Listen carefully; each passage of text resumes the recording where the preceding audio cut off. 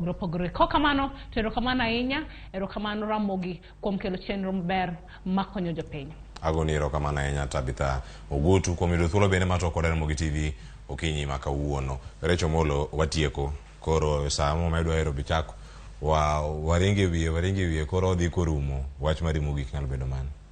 Ero kamano kio pasa ne robo makawuono wuoyo maber. Me wacho in regard to register political parties, tado wacho ni register of political parties tije maduong' en to protect the political parties. To kendo okonyal bet ni she's seen ni she's partisan or taking sides on who to protect and when to hold meetings or ochiko itene jomage.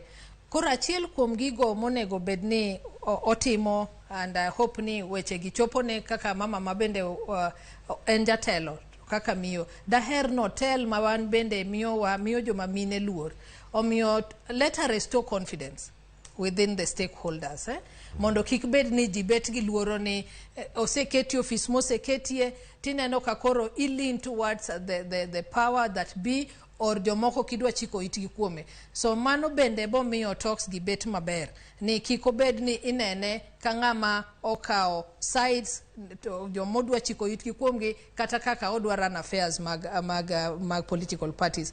Kendo mogik takwayo ni jowa the committee who is charged with the finance bill nitiere different stakeholders mosekelo negi weche gik magi gombo to adiera ngima tek omien kwayo mara ni please kikubed ni nekech koro une jotelo koro okubadho gik matimre no ganda to chikuru itu kendo recommendations mudhi bet godo the amendments ma jopiny nyisou kawgi uru nekech mage gik madhi konyowa to sana look for ways munyalo generate go revenue ne government as opposed to overtaxing the wananchi.